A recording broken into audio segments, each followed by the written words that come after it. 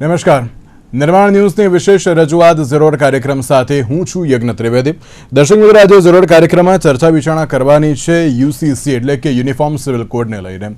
Uniform civil code જે હવે માર્ચના અંત સુધીમાં એટલે કે લાસ્ટ વીકમાં જે બિલ લાવવાની તૈયારીમાં છે એક બાજુ ગુજરાત સરકાર, અને સાથે જે પ્રમાણે દિલ્હી ખાતે જે એક મહત્વપૂર્ણ બેઠક મુખ્યમંત્રી અને નાયબ મુખ્યમંત્રીની જે યોજવામાં આવી હતી ને ત્યારબાદ જ અત્યારે તો યુસીસીને લઈને જે ક્યાંક ચહલ પહલ વધી હોય તેવી પણ અત્યારે તો જે શક્યતાઓ વર્તાઈ રહી છે. ત્યારે યુસીસીના જે અમુક જે મુસદ્દાઓ હતા ને તેના માટે જે 5 સભ્યોની કમિટીની જે નિમણૂક કરવામાં આવી હતી અને તેમાં પણ રંજનાબેન દેસાઈ, દક્ષેશભાઈ ઠાકર, ગીતાબેન શ્રોફ, આરસીભાઈ કોડેકર અને સીએલ મીણા કે જે 5 જેટલા સભ્યો હતા અને તેમના દ્વારા જે ડ્રાફ્ટ અને તેની સાથે ફાઇનલ રિપોર્ટ તૈયાર કરી દેવામાં આવ્યો છે. ફાઇનલ રિપોર્ટમાં તમામ બાબતોને તરત જે ઉમેરી દેવામાં આવી છે અને સાથે જ મુખ્યમંત્રી ભૂપેન્દ્ર પટેલને જે આજે ફાઇનલ રિપોર્ટ સોંપવાની સાથે હવે બિલ હવે ટૂંક જ સમયમાં જે જાહેર થશે તેવી પણ જે શક્યતાઓ તો છે. પણ તેની સાથે એક બાબત એ પણ છે કે આમાં હજુ પણ કેમ વિરોધ જોવા મળી રહ્યો છે. વિપક્ષ હોય કે પછી અત્યારે હાલ તો જે અમુક જે સમુદાય હોય તેમના દ્વારા પણ ક્યાંક વિરોધ છે. કયા કારણોસર, તમામ મુદ્દાઓ પર આપણે ચર્ચા વિચારણા શરૂ કરીશું. ચર્ચા વિચારણા કરવા માટે અમારી સાથે જોડી ગયા છે રાજેશભાઈ ઠાકર કે જેઓ રાજકીય વિશ્લેષક છે, સ્નેહલભાઈ જોશી કે જેઓ ભારતીય જનતા પાર્ટીના પ્રવક્તા છે, અને સાથે સાથે દિલીપભાઈ નીનામા આપણી સાથે જોડી ગયા છે કે જેઓ આદિવાસી સમાજના અગ્રણી છે. જે આપ ત્રણનું સૌથી પહેલાં તો સ્વાગત છે. રાજેશભાઈ, આખરે યુસીસીને લઈને જે ચર્ચાઓ ઘણી બધી જોવા મળતી હતી અને હવે જે બદલાવની શરૂઆતની બાબતો અત્યારે જોવા મળી રહી છે, અને સાથે જ સૌથી પહેલો મારો પ્રશ્ન એ પણ આપણે છે કે આ એક સામાજિક સુધારણા માટેનું એક પગલું અત્યારે જોવા મળી રહ્યું છે કે પછી એક રાજકીય એજન્ડા છે? ના, જો ભારતીય જનસંઘની જ્યારથી સ્થાપના થઈ ત્યારથી એમના જે મૂળ કોર મુદ્દાઓ હતા 2-3, એ ધારા 370 હોય, સમાન સિવિલ કોડ હોય, તો એ એમના આઈડિયોલોજીકલ મુદ્દાઓ પહેલેથી રહ્યા છે. શ્યામા પ્રસાદ મુખર્જીએ એક દેશ દો વિધાન, દો પ્રધાન, દો નિશાન, નહીં ચલેગાનો નારો જે તે વખતે આપેલો. દો વિધાન એટલે એક દેશમાં 2 કાયદા. અને ત્યારથી આ જે ચર્ચા છે એ ભારતીય જનતા પાર્ટી અને અન્ય સંલગ્ન સંસ્થાઓ એટલે કે આરએસએસ અને બીજી સંસ્થાઓ એ સતત ચર્ચતી રહી છે. એના ઉપર લખાણો થતા રહ્યા છે. આજે યજ્ઞભાઈ, મારી ઉંમર 59 યર્સ છે, પણ મેં 22 વર્ષની ઉંમરે મુઝફ્ફર હુસેન કરીને બહુ જાણીતા મહારાષ્ટ્રના પત્રકાર છે, એમની સાબાનો કેસ થયો એ પછી એક પુસ્તક લખેલું અને એનું ભાવાનુવાદ કરવાનો મોકો એ વખતે હું લોના પહેલા વર્ષમાં ભણતો તો મને મળ્યો હતો, અને કામા હોટલની અંદર એનું વિમોચન થયેલું. એ પુસ્તકનું ટાઇટલ હતું કે સ્વતંત્ર ભારતના દ્વારે સમાન સિવિલ કોડના ટકોરા. તમે વિચાર કરો, એ થી લઈને આજ સુધી આ ચર્ચા જે છે એ થતી રહી, પણ એની અંદર નિયમ બનાવવા માટે ભારતીય જનતા પાર્ટી, તમે જોયું કે 2014માં જયારે એબ્સોલ્યુટ મેજોરિટી એની પાસે આવી અને ત્યારે આવા એક એમના જે વૈચારિક મુદ્દાઓ હતા એને ઉકેલવાની શરૂઆત કરી. એમાંનો રહી ગયેલો એક મુદ્દો જે હોય તો એ સમાન સિવિલ કોડ છે. એક જ આની અંદર મુશ્કેલી એ છે કે ગુજરાત મોડલ, જે ગુજરાત મોડલના કારણે આખા ભારતની અંદર ભારતીય જનતા પાર્ટીએ પોતાના મૂળિયાને મજબૂત કર્યા છે. ગુજરાત આ સમાન સિવિલ કોડ લાવવાની અંદર કદાચ બીજા નંબરે રહી જશે જો લાગુ. અને લાગે છે રાજેશભાઈ, આ એક જે શરૂઆત છે એટલે કે ઉત્તરાખંડ પછી બીજું રાજ્ય અત્યારે તો જોવા મળી રહ્યું છે. અહીંયા સક્સેસ હશે તો પછી અત્યારે દરેક જગ્યાએ લાવવાનો જે એક ટ્રાય કરવામાં આવશે એવી પણ અત્યારે તો ગણતરી જોવા મળી રહી છે. એટલે જ્યાં એમની સ્થિતિ સારી હશે, ગઠબંધનની સરકાર નહીં હોય અને એની પાસે પૂર્ણ બહુમતી હશે, ત્યાં આગળ તે જે રાજ્ય હશે એ રાજ્યની અંદર આ કરવાની કોશિશ કરશે. અને કદાચ તમે એવું બની બી શકે કે ગુજરાતની અંદર આ વિધાનસભાના ટેબલ ઉપર આવે, ચર્ચા થાય, પછી પશ્ચિમ બંગાળમાં પણ આ મુદ્દો ત્યાં આગળ બને. એટલે આખા દેશની અંદર એની ચર્ચા થઈ અને જ્યાં જ્યાં શક્યતાઓ અને સંભાવનાઓ હશે ત્યાંને લાગુ કરવામાં આવશે. આની અંદર 2-3 જે વિરોધના મુખ્ય કારણો જે છે એ છે કે ભાઈ અમારી ધર્મના આધાર ઉપર સંવિધાને જે કેટલીક અમને સ્વતંત્રતાઓ આપી છે, સ્વતંત્રતાની અંદર છીનવાઈ જાય છે. ટ્રાઇબલ બેલ્ટની અંદર જે છે એમને પરંપરાગત એમની જીવનશૈલી સાથે કેટલીક જે છૂટો આપવામાં આવેલી છે, અને જે પેસા કાનૂન છે એમાં જે એમની જે મિલકત છે, એમના લગ્નની પ્રથા છે કે એમના છૂટાછેડાની પ્રથા છે એની અંદર એમને એમ લાગે છે કે અમારી કઈ સંસ્કૃતિ જે છે એના ઉપર આ કુઠારાઘાત છે, એટલે ત્યાંથી એ પ્રકારનો વિરોધ થાય છે. પણ મોટા ભાગે એક બાબતે સંમતિ એ સધાય છે કે જો ફોજદારી કાયદો બધા માટે એક સરખો લાગુ પડતો હોય તો સિવિલ કાયદો કેમ? તમે દાખલા કે શરિયત તમારે દાખલા કે મુસ્લિમ પર્સનલ લો બોર્ડ એનો વિરોધ કરે છે, તો શરિયતના કાયદા કે મુસ્લિમ પર્સનલ લો બોર્ડના કાયદા તમે અહીંયા લાગુ પડે એવું ઈચ્છો છો તો તમારે એ શરિયતના કાયદા છે ક્રિમિનલ પ્રોસિજર કોડના પણ તમારે એને લાગુ કરવા પડે, પણ એ વધારે કઠિન અને વધારે સજા આપનારા કાયદાઓ છે. એટલે ત્યાં આગળ જે છે ઇન્ડિયન પીનલ કોડને લોકો વધારી લે છે. એટલે મૂળ ઉદ્દેશ એ છે કે જો એક જ દેશ હોય ને એક દેશની અંદર બધા જ નાગરિકોને આપણું સંવિધાન એમ કહેતું હોય કે વી ધ પીપલ ઓફ ઇન્ડિયા, આપણા પ્રસ્તાવનાની પેમ્બલની પહેલી લાઈન એવી હોય તો અમે ભારતના લોકો માટે એક સરખા કાયદા હોવા જોઈએ, ફોજદારી હોય કે પછી સિવિલ હોય.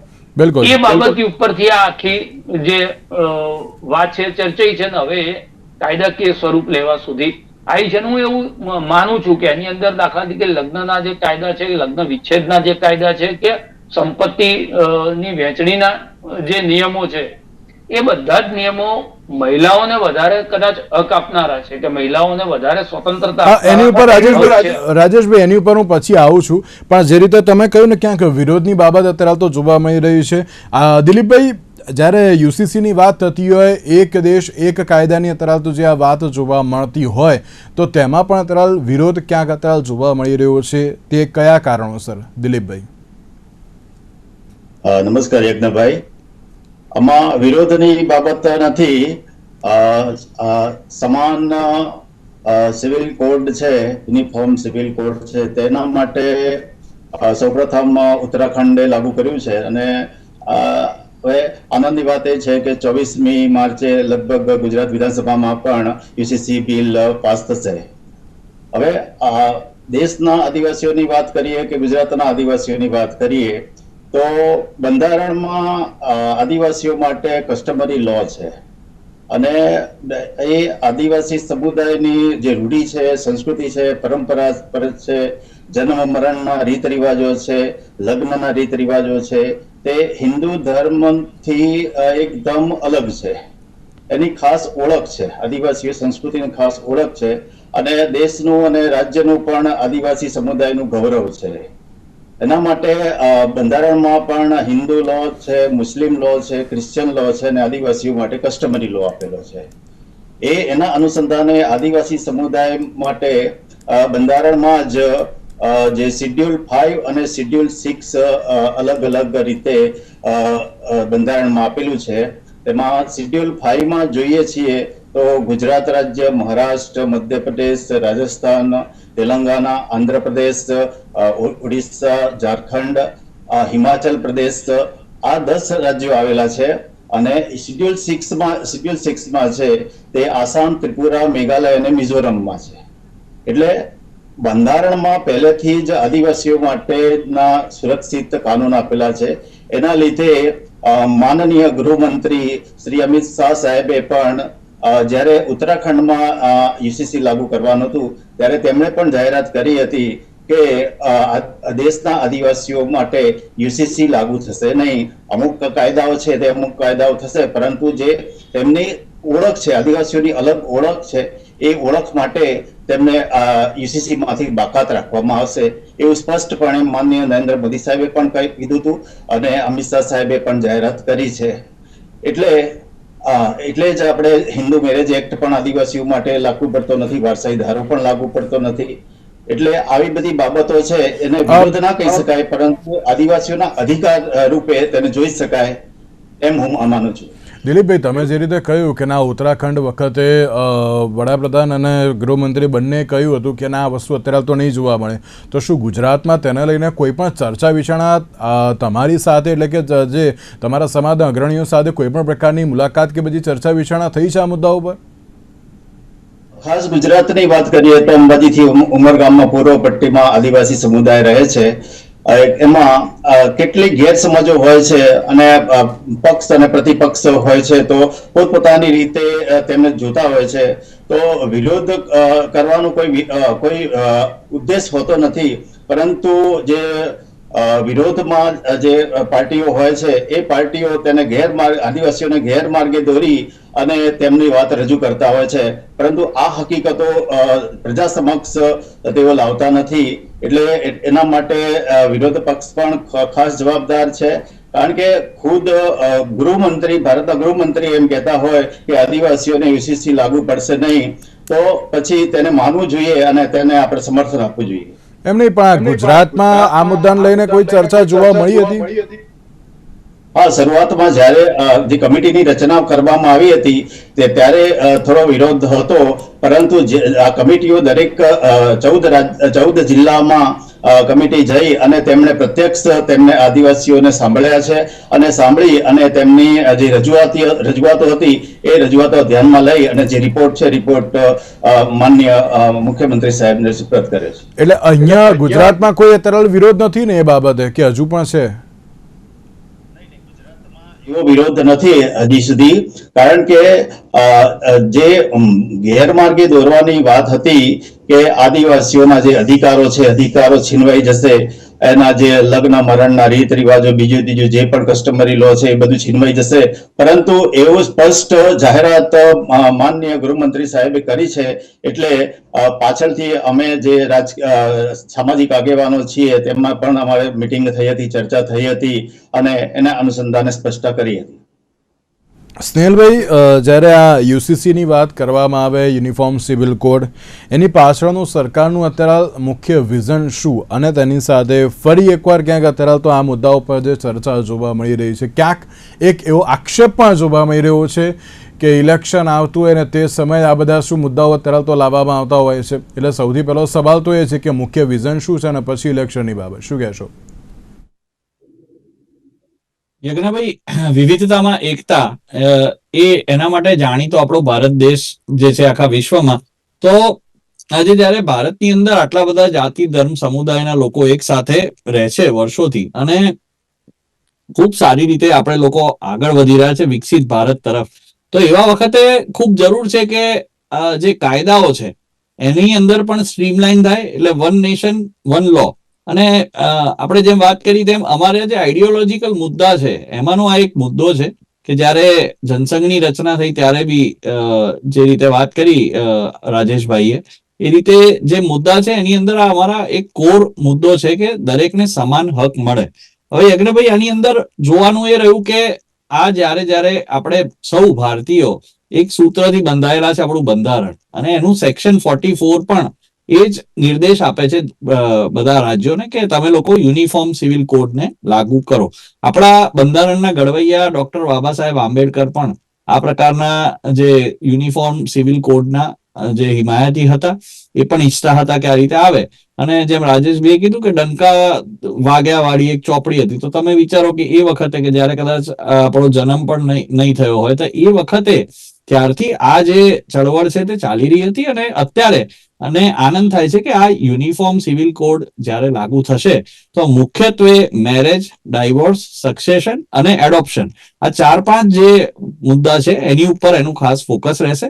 અને સૌથી મહત્વનું એટલે છે કે જે બહેનો છે એમને જ્યારે હક નતા મળતા, તો હવે એમને પણ એક સમાન હક મળશે કે જેમ પ્રોપર્ટીનું ડિસ્ટ્રીબ્યુશન હોય કે બીજી કોઈ વાત હોય. અને આપણે સૌ જાણતા હતા કે ભાઈ 3 તલાક જેવી આ જે પ્રથા હતી એના લીધે મુસ્લિમ બહેનો પણ કેટલી બધી સબળાતી હતી વર્ષો સુધી.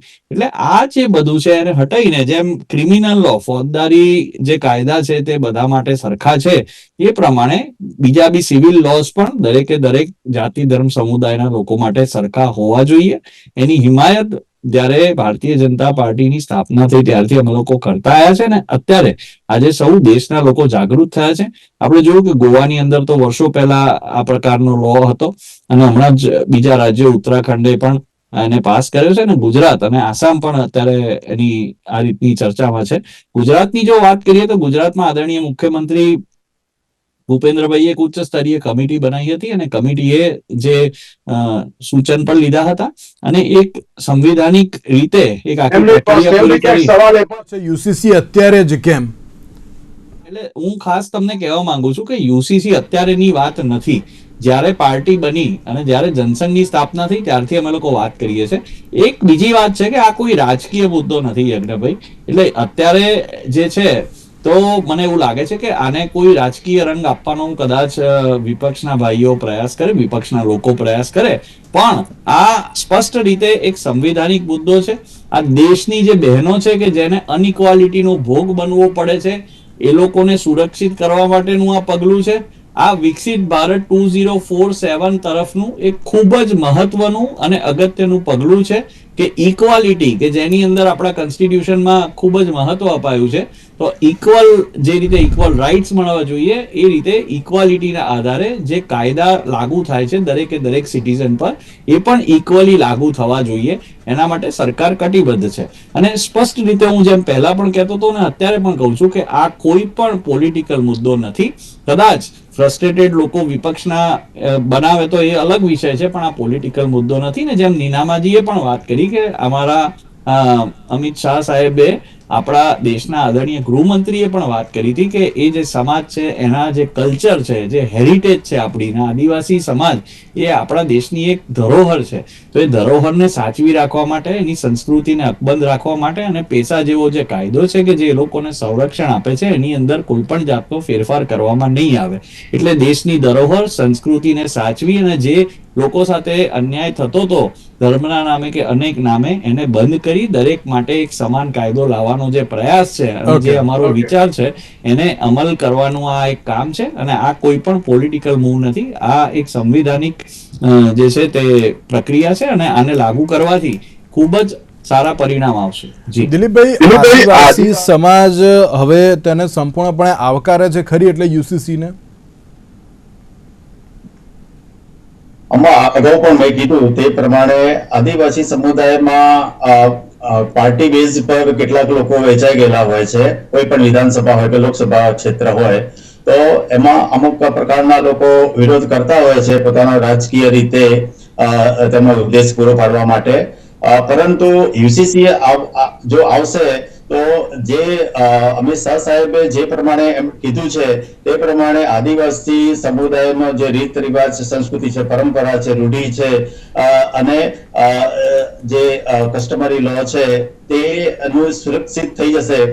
અને અગાઉ પણ જે ઋષિ સાહેબે વાત કરી તે પ્રમાણે કે બહેનો ઉપર અત્યાચાર તો આદિવાસીઓમાં થતા જ નથી. કારણ કે જોવા જઈએ તો અનાદિ કાળથી આ સંસ્કૃતિ છે અને એ શ્રેષ્ઠ સંસ્કૃતિ તરીકે પણ જે વિદ્વાનો છે એ વિદ્વાનોએ પણ કીધેલું છે.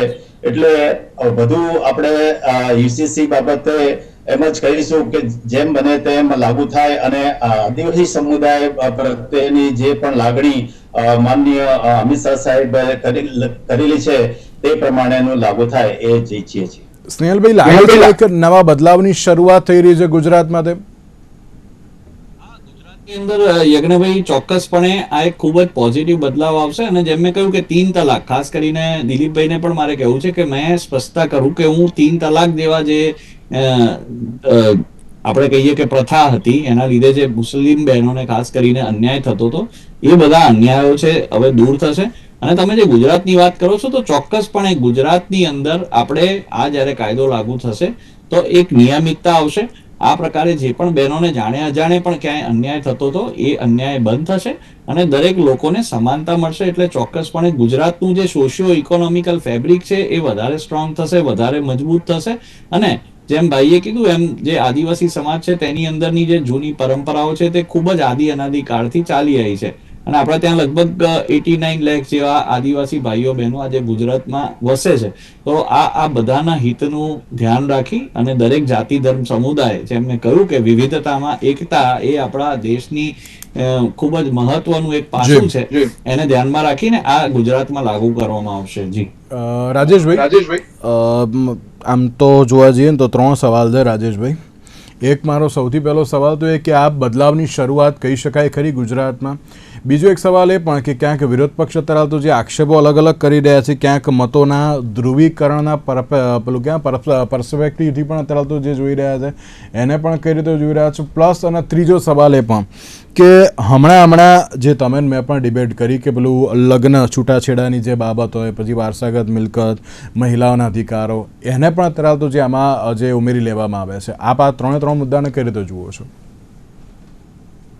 જેમ સ્નેહલભાઈ કીધું કે અમારા માટે રાજકીય મુદ્દો નથી, પણ વિપક્ષ એનો વિરોધ કરશે તો એ રાજકીય મુદ્દો બની જશે, અને જો રાજકીય મુદ્દો બની જશે તેનો લાભ કોને મળશે આપણે બધા જાણીએ છીએ.